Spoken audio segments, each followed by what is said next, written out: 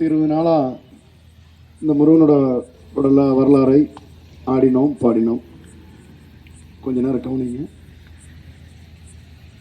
முருகன் வள்ளியை எவ்வாறு திருமணம் செய்தார் என்பதுதான் இதனோட விரிவாக்கம். அதை நாம் ஒவ்வொரு பாடல்களிலும் ஒவ்வொரு வரிகளிலும் ஒரு அர்த்தமாக அதை எந்தெந்த தருவில எப்படியெல்லாம் வந்து அந்த வள்ளியை அட்ராக்ட் செய்து திருமணம் செய்தார் என்பதுதான் இதனோட விவரம்.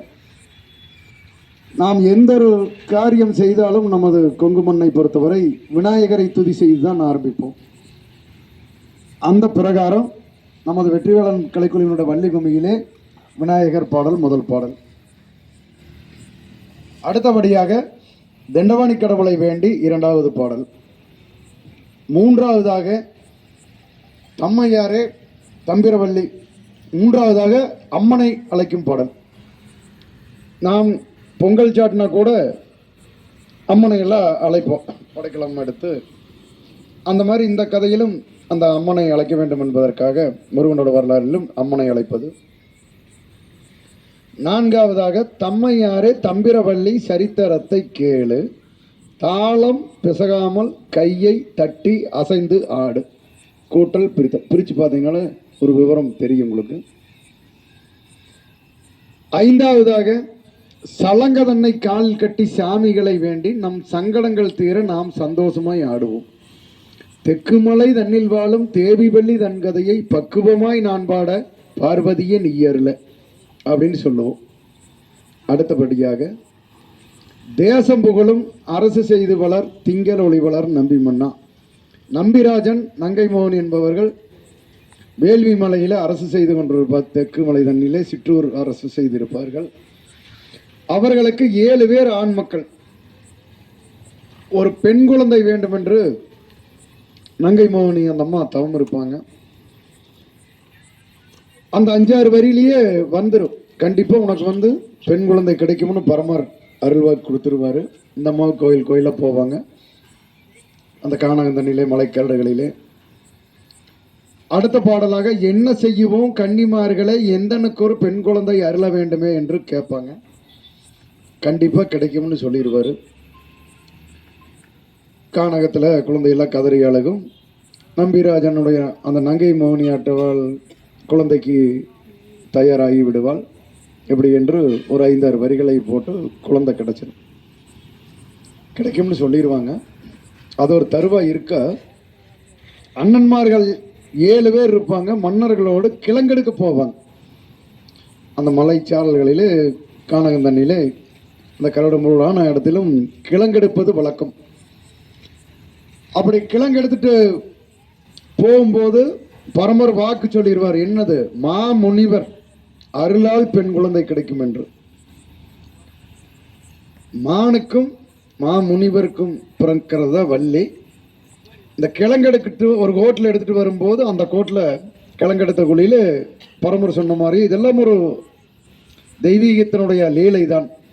அந்த கோட்டில் குழந்தை கிடக்கு. கிழங்கெடுத்த தண்ணியிலே குளிதண்ணியிலே குபா குபா சத்தம். வாருங்கடா பார்ப்போம் என்னவென்று பார்ப்போம். அரண்யத்தில் பெண் குழந்தை அழகுது அப்படின்னு அடுத்த இந்த பாட்டில் வரிசையை சொல்லி வருவோம். வாரும் வாரும் மன்னர்களை நாம் வள்ளி கிழங்கெடுக்க வரிசையுடன் ஒற்றுமையாக போவோம். புதர்களையெல்லாம் தாண்டி போவோம். கடப்பாரியெல்லாம் எடுப்போம், மம்டி தண்ணை எடுப்போம், கிழங்கெடுத்து வருவோம்னு பாட்டு. அந்த கிழங்கெடுக்கிற குழியில் குழந்தை இருக்குமா, அதை எடுத்துகிட்டு வந்து நம்பிராஜன் நங்கை மோகினிக்கிட்ட இவையை ஒப்படைப்பாங்க. நாம் ஒரு சிறிய குடும்பத்தை சார்ந்தவர்களாகவே இருந்தாலும் என்ன செய்கிறோம், ஒரு 10 பேர் சேர்த்தி நாம் ஒரு பெயர் சூட்டுற விழா வைக்கிறோம். அரசர்களை சொல்லவா வேண்டும், பக்கத்தில் உள்ள சிற்றரசர்களை எல்லாம் அழைத்து குழந்தை இல்லாமல் ஒரு தவம் இருந்து தவத்தில் கிடைச்ச குழந்தைங்கிறனால என்ன பேர் வைக்கலாம்னு அவங்களுக்குள்ள எல்லாம் உறவாடிட்டு இருக்கும்போது அதில் இந்த அம்மா வள்ளி கிழங்கெடுத்த குழியில இருந்து எடுத்துட்டு வந்துட்டீங்க, வள்ளின்னு பேர் வச்சிடலாம்னு முடிவு பண்ணிடுறாங்க. நீராட்டி ஏது வெட்டி நேர்விழிக்கோர் மைகள் தீட்டி தாளாட்டும் பாங்கி மாறே பார் பார் பார். தாளாட்டும் கைகளுக்கு தங்க விலையில் தான் தரித்து நேரிட்டு பொட்டுமிட்டு நேர் நேர். அப்படியெல்லாம் 12 வரிகளிலே பெரிய பிள்ளை ஆயிடுவா. இந்த பிரகாரம் பெரிய பிள்ளையானவரும் வள்ளி அழகுக்கு வலதுபுறம் தேமலுக்கும் தேவரெல்லாம் கண்டு மனம் வாடுவார். அப்படி ராஜ வர்க்கத்தை சேர்ந்த அருளால் பிறந்த குழந்தை என்பதால் அந்த தேவருக்கெல்லாம் மனம் கலைக்கும். அழகான பெண் என்று அவள் பெரிய பிள்ளையாயிரா. அது ஒரு தருவா அப்படியே இருக்கு. அவள் வீட்டில் இருக்க திரும்ப அண்ணன்மார்களாம் அந்த காடுகளை இந்த மலைச்சா நம்மளுக்கு ஒரு ஏக்கரா ஏக்கராவே பெரிய பண்ணிருக்கிறோம். ராஜா மன்னர்களுக்கு சொல்லவா வேண்டும். அந்த கானக தண்ணியிலே உள்ள சிற்று அரசியர் ஒரு மலை தண்ணியிலே உள்ள காடுகளை எல்லாம் சுத்தம் செய்து காடு வெட்டி சிறையொதுக்கி கந்தர்வடி வேலரை தினம் துதித்து செந்தினையை கையில் எடுத்து செந்தூர் வேலரை தினம் துதித்து விதைத்து அந்த ஒவ்வொரு வரிகளிலும் ஒவ்வொரு அர்த்தம் இருக்கு. கவனிச்சிங்கன்னா செந்தினை போட்டு கையில் எடுத்து அந்த செந்தூர் வேலரை எல்லாம் துதித்து பசுந்தினைகளை எடுத்து பழனிமலை ஆண்டவனை வேண்டி அவ்வளவு அழகாக ஒவ்வொரு வரிகளிலும் ஒரு அர்த்தம் இருக்கும். காட்டை சுத்தம் பண்ணி விதைக்கிறாங்க. அடுத்து நம்பிராஜன் நங்கை மோகனில கேட்குறான் அந்த அம்மா. அவர் கேட்குறார், ஏப்பா எல்லாம் விதைச்சிட்டு வந்தீங்களா? அந்த பயிரெல்லாம் நல்லா முளைச்சிருக்கா? ஆமாங்கப்பா. செந்தினை பொட்டி கையில் எடுத்தோம் செந்தூர் வேலர் பாதம் பணிந்தோம் சில வேடு என்ன பழநூல் என்ன கரையோரமாய் நலமாகவே விதைத்துட்டு வந்தோமுங்கப்பா. ஜாதகர் சொல்லவே அறிந்தோம் சுக்கிரவாரம் என தெரிந்தோம். அந்த சந்திரனும் சூரியனும் தான் உதயம் ஆன நேரத்திலே பார்த்து குறவர் உன்னிதமாக விதைச்சாருங்கப்பா. நல்லா முளைச்சிருக்குதுங்கப்பா. கதிர் மினிங்கி நிக்குதுங்க. அப்படியா? சரி. அடுத்து அந்த அவங்க குல வழக்கப்படி பெண் காவல் செய்ய வேண்டும். திணைப்புணம் என்று சொன்னால் புணம் அல்ல, அந்த கதிரினுடைய பெயர்களை திணைப்புணம் என்பது. அந்த திணைப்புணத்தை அவங்க குல வழக்கப்படி பெண் தான் காவல் செய்ய வேண்டும். கிளிகளும் பச்சிகளும் பறவைகளும் அழிக்காமல். அப்படியாக சேடிமார்களும் தோழிமார்களுடனும் வள்ளியாகப்பட்டவள் அந்த அம்மா நம்பிராஜன் விடை கொடுத்து அனுப்புறாங்க. போய் வாமான்னு கேட்குறாங்க. அம்மா தங்கச்சி அனுப்பணும். இவங்க போறாங்க சேடிமா. அதுதான் பச்சிகளா பறவைகளா. அந்த தருவில 3 பாடல்கள் உண்டு. பரன் மேல் நின்று சின்ன சின்ன பச்சிகளா வந்துவிடாதீர் சோ சிட்டு குருவிகளை நொந்து விடுவீர் கண்ணங்கரங்காகங்களே வந்துவிடாதீர் கன்னிவெள்ளி கவனம் இருந்தால் மாண்டு விடுவீர். இப்படி இந்த தருவுக்கு 3 பாட்டு. அந்த ஈரத்தில் கிளிமீரட்டும் வள்ளிம்மானேலடி புள்ளிம்மானே அடி யாரணங்கே எங்கு வந்தாய் சொல்லும் மானேலடி வள்ளிமானே. இது ஒரு பாட்டு. அது இப்படி நல்லா ஆடுவோம். இன்னைக்கு கட்டத்தில் முடியறது இல்லைங்கிறனால ஒரு தருவுக்கு இந்த ஒரு பாட்டை மட்டும் போட்டுக்கிறோம். விந்தை இல்ல கானகத்தில் வள்ளிமானே நீ வீட்டிற்கும் விவரம் என்ன சொல்லும் மானே அப்படின்னு கேட்பார் நாரதர். கேட்கறது இப்படி இந்த தெருவில் 3 பாடல் நாம் பச்சிகள பறவைகளை எடுத்துக்கிறோம். கிளிமுடுக்கு வந்துட்டாங்களா?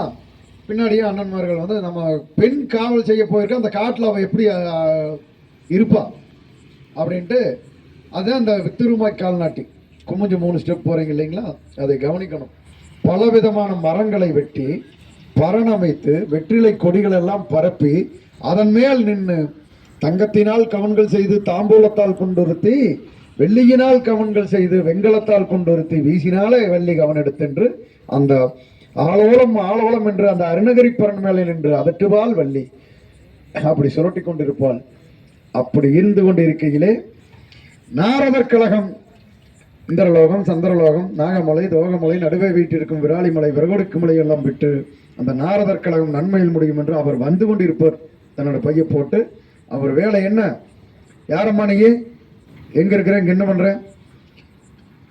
தேவர் மூவர் முதர் நால்வர் பணிந்திடும் தெய்வ நரதராம் மாமுனிவராம் அந்த திருச்சலங்கள் சுற்றிலுமே வருகும் போதிலே நாரதர் வருகும் போதிலே வந்துட்டார். யாரம்மா அதாய் தந்தை ஊர் என்ன பேரு இங்கு அரியதினை பூனம் நீயும் காப்பதென்னம்மா இந்த அணமே மிக்க வனந்தனிலே அம்மம்மா நீயும் இந்த அடர் வனந்தனிலே. என்ன பண்ற? என் தந்தை நம்பிராஜன் தாய் நங்கை மோகினி எங்கள் ஜாதி குறவர் பெயர் வள்ளி சகிமார்களுடன் புனமும் காக்க வனமும் வந்து விட்டேன் முனியே நீ யார் அப்படின்னு அந்த அம்மா நாரதரோட சண்டைக்கு போகுது. இருவரும் சண்டை கட்டுவாங்க கடைசி வரைக்கும். ஆளிலை தண்ணில் சூழும் ஆயர் மருமகன் அவர் ஆறுமுக கந்தர் அவர் சுப்பிரமணியராம் மணந்து கொள்ளும் அம்பர் எதுக்குமே ஒத்துக்காது. காணா குருவள்ளிமான கந்தரை மணந்து கொள்ளு, விரைவாகிய குருவர்கள் வரும்போது உன்னை பணிக்குவார்கள்னா கும்பிடுவார்கள் கூட சொல்லுவார். அதுக்கெல்லாம் நம்ம ஒத்துக்காது. 2 பேரும் சண்டை கட்டிட்டு இருப்பாங்களா. அடுத்து போயிட்டு மறுபடியும் ஒரு பாட்டில் கல்யாணம் பண்ணிக்க முருகரைன்னு, அதுதான் மனதுக்கு இசைந்தவர பாட்டு. இப்போ நம்ம சுருளிமலைக்கு முன்ன போடுறோம் இல்லையா, மனது கிசைந்தவராம் வடிவேல் குமரனாம் அம்மம்மா மணந்து கொண்டால் நலம் உண்டாகுமே நீ சேமமாகுமே அப்படிம்பார். பாலில் தலைமுழுகும் பழனி மதிநாதன் மனம் செய்யுமான்னு கேட்பார். அந்த அம்மா அதுக்கும் ஒத்துக்க மாட்டாங்க. அடுத்து இன்னைக்கு நாம வெளிநாட்டில் இருக்கிற குழந்தைகளை கூட கையடக்கத்தில் பார்த்துக்கிறோம். அன்னைக்கெல்லாம் இப்படி நவீன உலகம் கிடையாது. அந்த காணகந்தனியில் உள்ள அந்த இலை தகடுகளை எல்லாம் எடுத்து, இலைகளை எடுத்து வரைஞ்சு வள்ளியை சித்திரப்படம் அதனை எடுத்து அந்த தேன்மொழியால் ரூபந்தன்னை வடித்து அந்த சித்திரப்படத்தில் வரும் ரத்தின பதக்கம் அதுவாயே கனிவாயே அதே மாதிரி வரைஞ்சு கொண்டே முருகர்கிட்ட கொடுத்துருவார். 6 முருகன்கிட்ட கொடுத்துட்டு அவர்கிட்ட சொல்லுவார், 6 முகமும் மாற்றி அளவுள்ள மயிலை மாற்றி வீர வேடுவனை போல் வில்லம்பும் கைதனில் ஏந்தி காரூரு வனத்தை நோக்கி கந்தரே நீர் செல்வீரானால் அந்த கெங்கைவள்ளி மாதுவை காணலாம் காணலாம் என்று நாரதர் கழகம் நன்மையில் முடியும் என்று அவரிடம் அந்த வரைந்ததை கொடுத்து விட்டு நாரதர் சென்றார். அவர் முருகர் எப்படி வேஷத்தில் இருப்பார், 6 முகம் மாற்றி அழகுள்ள மயில் அந்த மயிலையும் மாற்றி வீர வேடுவனை போல் நீங்கள் அந்த வில்லம்புகள் கையில் எடுத்து அந்த காரூரு வனத்தை நோக்கி சென்றீர்களே ஆனால் அந்த கெங்கைவள்ளி மாதுவை காணலாம் என்று செப்பிவிட்டு மறைந்திடுவார். இவர் வர்ற வழியிலே நடக்கின்ற சம்பவங்கள் தான் இந்த வள்ளியை எப்படியெல்லாம் திருமணம் செய்வது என்பது. முதல்ல இன்னும் தருவுகளுக்கு நிறைய பாட்டெல்லாம் உண்டு. வில்லெடுத்து அம்பு தொட்டு திகர்தத்தோந்தாதையும் தானே நன்னா நானே நன்னா வேளர் வாதம் பணிந்து தொட்டு நடந்து, இப்படியெல்லாம் இடையில பாட்டு இருக்குது. காலத்தின் கட்டாயம் நம்ம அதெல்லாம் போட முடியறது இல்லைங்களா. அந்த தருவுகளை புரிஞ்சுட்டு அடுத்து வர்ற வழியில மான் வந்துதான் கேட்டு வருவார். இந்த அம்மா பரல் இருக்குமா, பல விதமான வேடங்களில் வருவார், 5-6 வேடங்களில. முதல்ல ஏமா மான் வந்துதான் கேட்பார். தேடி வந்தேன் வேடுவ பெண்ணே என் மானை தேடி நானும் தத்தளித்து வாடுறேன் கண்ணே. அந்த மானை தேடி வந்தேன், தேடி வந்து தத்தளித்து வாடுறேன், மானுக்காடை அலஞ்சொல்லுறேன் அது எந்த மான் இந்த மான் சிவமுனிவர் தந்தைகளை மான்.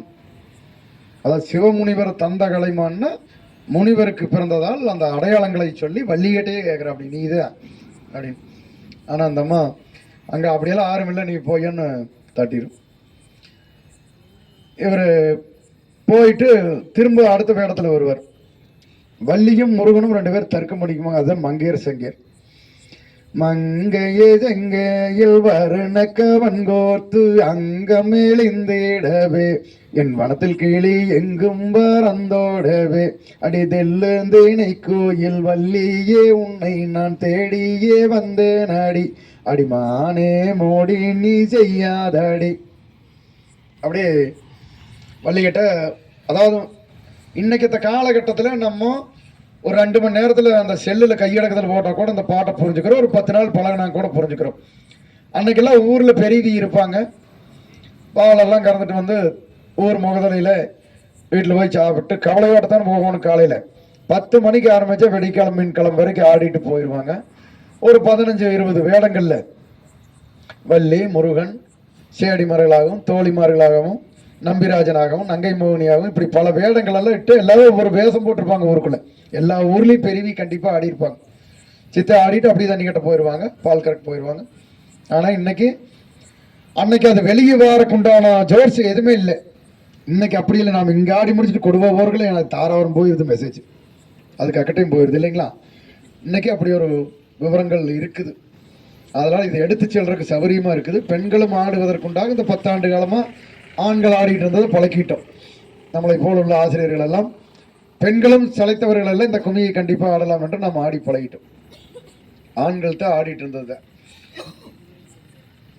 இப்படி மங்கையர் சங்கையர் என்று 2 பேர், வள்ளி ஒன்றாவும் முருகன் ஒன்றாவும் தான் இந்த பாட்டினோட அர்த்தமே. பாட்டை கவனிச்சிங்கனாலே வரும். ஒரு பாட்டு ஆம்பளை பாடுற மாதிரி, ஒரு பாட்டு பெம்பளை பாடுற மாதிரி தான் வரும். எது பாட்டு தான் வரும். அன்றைக்கெல்லாம் பெண்ணும் ஆணும் தான் பாடிட்டு இருந்தாங்க. இன்றைக்கி நம்ம காலத்தின் கட்டாயம் 2 பேர் பொண்ணாங்க போட்டு ஒரே ஆள் பாட வேண்டிய சூழ்நிலைக்கு ஆகிறது. இதுவுமே ஆளுக்கு ஒரு பாட்டு பாடினாலும் நல்லா தான் இருக்குது. காலம் டைம் பத்துறதில்லை நம்மளுக்கு. அதுக்குமே சண்டை கட்டியும் வேலையாகலையா. அடுத்த விளையல் வேணுமான்னு கேட்டு வருவார். கமலாங்குமுது வென்று கந்தர் கண்ணாடி வளையலும் ஜோதிர் மின்ன, அதில் ஒரு 5 வரி. அப்புறம் கொல்லோ கொல்லோ வளையல் செட்டி நில்லு நில்லுங்க, அந்த கோலா கோலோ வளையலத்தா சொல்லி போடுங்க, பச்சை விளையல் பவள விளையல் என்னோ விளையுங்க, அந்த பசுங்காப்பு கோல விளையலை சொல்லி போடுங்க. இப்படி அது ஒரு வரி, இது ஒரு வரி கேட்டு 2 பேர் விளையல் வேணுமான்னு கேட்டால், இந்த ஆகாத செட்டியார் அதட்டி பேசுகிற அவனை அடித்து துரத்துங்கடி, பொட்டு வளையல் விற்கும் செட்டியாரையே நாங்கள் போட்டவுடன் காசாரன்னு இப்படி தர்க்கம் அந்த பாட்டுகள்லேயே கேட்போம். ஏன் உனக்கு கூட பிறப்பிடலான்ட்டு, உங்களோட தாயார் வேறு என்ன, தந்தையார் வேறு என்ன? அவர் செட்டியார் தந்தையார், தாயார் பெயர் சிவகாமி, தந்தையார் சிவசங்கரன் அப்படின்னு அவர் சொல்லுவார். கூட பிறப்புண்டு, ஆமாம் கூட பிறப்புண்டு, கணபதினு அண்ணன் இருக்காருன்னு சொல்லுவார். இப்படியாக வளையல் பாட்டிலே ஓரி அடியும் வேலையாகல. அப்புறம் இவர் வள்ளியும் கொஞ்சம் அவரை மனம் முடிக்கலாமான்னு ஏதோ யோசிக்கின்ற காலகட்டத்தில் திடீர்னு அண்ணன்மார்கள் வந்துடுவாங்க. அண்ணன்மார்கள் வந்தது இவ 2 பேரும் நெருக்கமாக பேசிகிட்டு இருக்கிறாங்க. இது வரையில் கண்ணில் தட்டுப்படாமையும் நடந்தாச்சு. தங்கச்சி நான் முட்டு போயிருந்து சேடிகளும் முழிக்கிறாங்க. திடீர்னு கிட்ட வந்தது இவர் வேங்கை மரமாக முளைச்சிடுவார். இல்லைன்னா இவ போட்டுருவாங்க. தங்கச்சிக்கிட்ட சண்டை கட்டான விடுவாங்களா? அரசர் வர்க்கத்தை சொல்ல வேண்டாம். இதுவும் ஒரு அருள் தான். டக்குன்னு வேங்கை மரமாக முளைச்சிட்றாரு. அது எக்காலம் கண்டறியன் பாடல். எக்காலம் கண்டறியேன் இந்த நல்லோ வேங்கை மரம் இருப்பதென்னோ அண்ணா அண்ணா, இது புதுமையாக தோன்றுதண்ணா, நேற்றைக்கில்லா வேங்கை மரம் இன்றைக்கு அதண்ணா, இது அரிதா தெரியுதுன்னா எடுங்களன்னா கோடாலை 8 துண்டாய் வெட்டிவிடலாம் அண்ணா, பள்ளி சொல்லும் சாஸ்திரத்தை பார்த்துமே வெட்டிடலாம், பதறாதீர்கள் அண்ணர்களே, விட்டத்து பள்ளி உறக்க சொல்லுதுன்னா விகரமா சொல்லுது, விசாரிச்சுட்டு வெட்டலாம், வெட்டாதீங்கன்னு. ஏன்னா முருகருங்கிறது இந்த அம்மாவுக்கு தெரியும், அவங்களுக்கு தெரியாதல்லவா. அதை கோளார சொல்லி, தங்கை வள்ளி நாயகை நீ நல்ல தோழிமார்களுடன் அந்த திணைப்புணத்தை பதனமாக காத்துக்கொள், அறுவடையும் முடித்துக்கொண்டு அடுத்த வாரம் அம்மா நீ எல்லாமே பார்த்துக்க அப்படின்ட்டு கிளம்பிடுவாங்க. சரிங்கண்ணா நீங்கள் போய் வாங்கன்னு இந்த அம்மாவில் உத்தரவு கொடுத்துரு. இது அக்கட்ட போனால் போதும், தண்ணி குடிச்சுட்டு நிற்கணும், போயிடுவாங்களா. அதுக்கப்புறம் தான் பசிக்குதும் பாரு, மறைஞ்சது எந்திரிச்சது இவ அக்கட்ட போனது இல்லை உள்ளுத்தம். அதாவது முருகர் வந்து லீலை தானா, என்னங்க பசிக்குதமணி அப்படின்னு. திணைப்புணத்தை நாடி சென்று தேடினாலே வள்ளி, அங்கு தேடினாலே வள்ளி, திரண்ட கதிரை கொய்து நல்ல மடியிலே தான் இட்டாள். மடியிலிட்டு தேனை விட்டு பிசகி மாவாய் இடிச்சு பண்டார கிழவனுக்கு பசி எடுக்கும் என்று சொன்னா, அதுல ஒரு 10 வரி பார்த்தீங்கன்னா நளினமா இருக்கு. அந்த ஆனந்த மாப்பிள்ளை போடுவார் அந்த பாட்டு. முதல்ல எல்லா பாட்டு நான் போட்டிருந்தேன். இப்படி எல்லாரும் வாத்தியார்கள் வர முடியும், ஆளுக்கு 4 பாட்டு பாடினால ஒருத்தர் யார் அதை ஒன்று போட்டுக்கிட்டே இருக்கிறோமோ அது நியமாக வரும். அந்த பாட்டை அவர் தான் போடுவார். அடுத்து இதையெல்லாம் பார்த்துட்டு ஒரு 5-6 வரியில் பசிக்கெல்லாம் இடிச்சு கொடுத்தா சாப்பிட்டு போட்டு ஏப்ப மொட்டை என்ன பாருன்னா அடுத்த பாட்டு. மாவோ இது விஷமோ, வள்ளி செஞ்ச வஞ்சகமோ, வேப்பிள்ளை போல் கசப்பு வீசுதடி தொண்டக்குள்ள, நீ மாவென்று சொல்லி விஷத்தை கொடுத்தாய் அல்லவா சண்டாள பாவி அப்படிம்பார். நல்ல தண்ணி என்று சொல்லி அள்ளியே நீ கொடுத்தால் நான் பருகுவேன், இல்லை என்றால் என் உயிர் மீளாதும்பார். பள்ளிகளும் பாசகளும் படத்து கிடக்குது, அந்த தண்ணி நான் குடிக்க மாட்டேன்.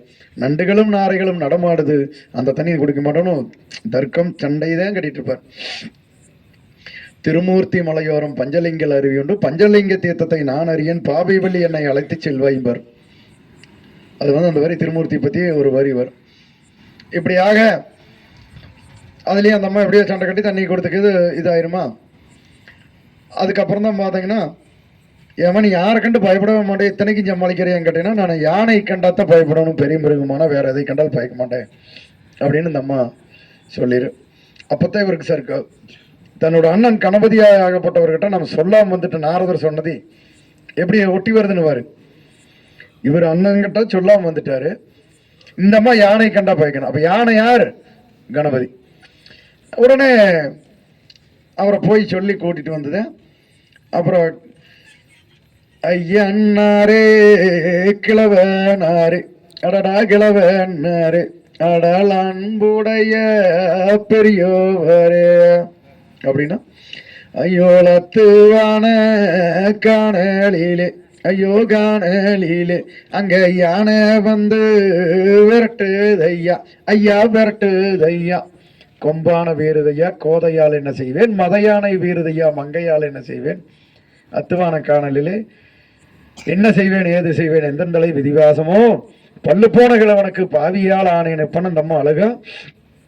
கண்மணியே நீ அழுக வேண்டாம் நான் ஒரு கந்தர்வடி வேலனம்மா, பெண்மணியே நீ அழுக வேண்டாம் நான் ஒரு செந்தூர்படி வேலனம்மான்னு இவர் சொல்ல.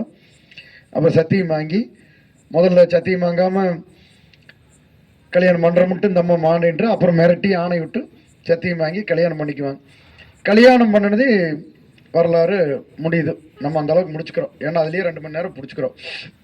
மலை சுற்றி இந்த அம்மாவை கூப்பிட்டு போயிடுறார். ஜோதியே சுடரோடியே எந்த நாயகாலம்மா எந்த நாயகா, உன்னை சொந்தம் என்று நம்பி வந்தேன் எந்த நாயகா, அம்மா புத்தூராம்பூது தேராம்பாரடி வெண்ணே அங்கே கேளடி வெண்ணே அந்த புதுமையுள்ள சித்திரங்கள் பாரடி வெண்ணே அடி மொட்டையடிப்பார் கோடான கோடி பழனி மலையில அந்த தெய்வான மலையில.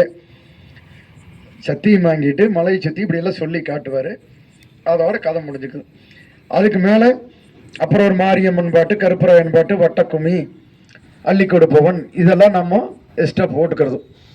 இதுக்கே நம்மளது 3 மணி நேரம் வேணும்.